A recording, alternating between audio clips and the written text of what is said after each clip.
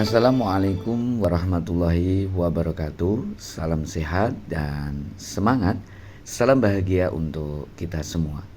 Bapak Ibu dimanapun berada, jumpa kembali bersama saya Hari Santoso dari SDN Pacar Kembang 1 Surabaya. Mohon izin berbagi Bapak Ibu.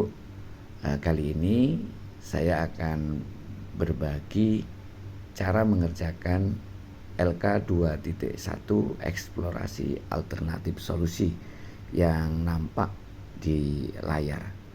Sebelumnya mungkin saya sampaikan Bapak Ibu bahwa contoh yang saya tampilkan ini nanti bukan merupakan hal yang baku. Bapak Ibu bisa mengembangkan yang lebih sempurna lagi dengan LK 2.1 eksplorasi alternatif solusi yang saya contohkan ini nanti semoga dapat menginspirasi dan memecahkan kebuntuan mungkin banyak Bapak Ibu yang mengalami kendala atau kebingungan di dalam pengerjaannya.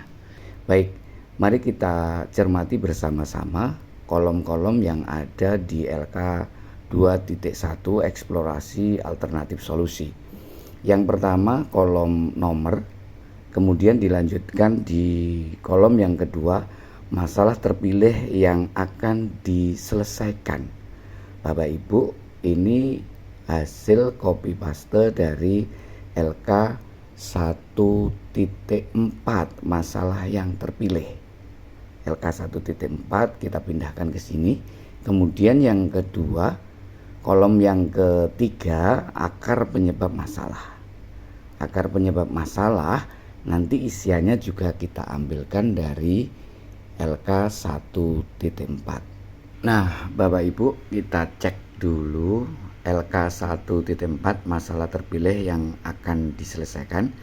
Ini yang kita copy masalah yang terpilihnya, dan ini akar penyebab masalah yang juga kita copy, kita pindahkan ke LK 2.1. Nah, selanjutnya Bapak Ibu, di kolom yang keempat, eksplorasi alternatif solusi, bisa diamati Bapak Ibu. Disinilah kita nanti akan mencari, mengeksplor, mengumpulkan informasi sebuah kajian literatur yang akan kita jadikan dasar solusi. Kemudian yang kedua, kita juga akan melakukan sebuah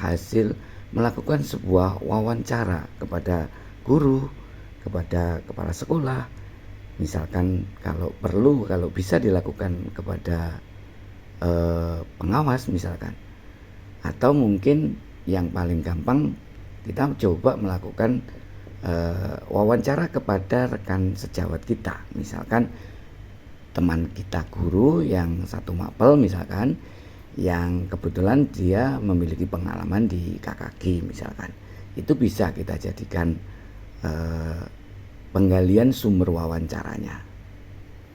Nah, selanjutnya Bapak Ibu, di kolom yang kelima, dari hasil alternatif solusi yang kita dapatkan berdasarkan kajian literatur dan hasil wawancara, maka nanti kita akan lakukan sebuah analisis yang kalimatnya di situ bisa saya contohkan berdasarkan hasil analisis dari hasil kajian literatur, wawancara kepada guru, serta disesuaikan dengan kemungkinan implementasi di kelas, maka diperoleh alternatif solusi sebagai berikut. Bapak Ibu. Nah, kita mencoba mencari informasi, mencari kajian literatur. Di sini saya tuliskan ditemukan ada pendapat dari Wayan Santiasa yang mengatakan bahwa pembelajaran inovatif itu pembelajaran yang lebih bersifat student center, pembelajaran yang berpusat pada peserta didik.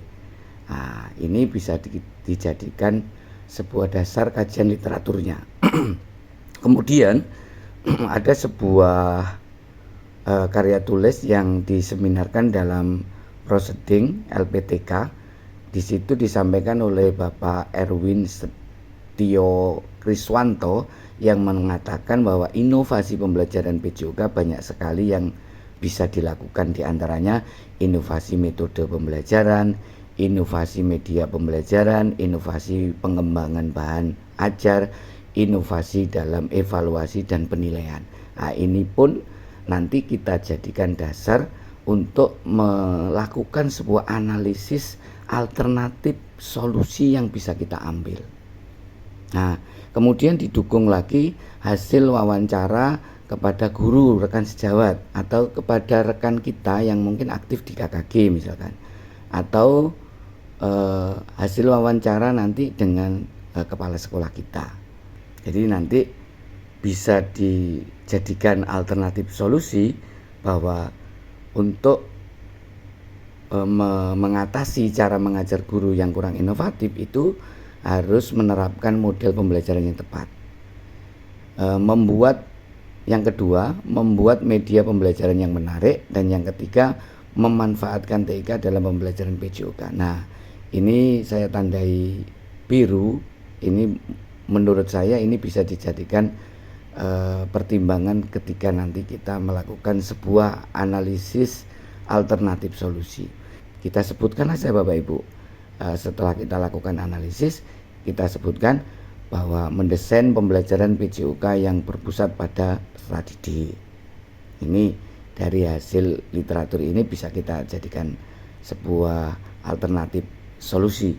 Melakukan inovasi metode pembelajaran PJOK dengan metode pemecahan masalah misalkan. Kan banyak sekali metode, bisa diskusi, bisa tanya jawab misalkan, dan lain-lain.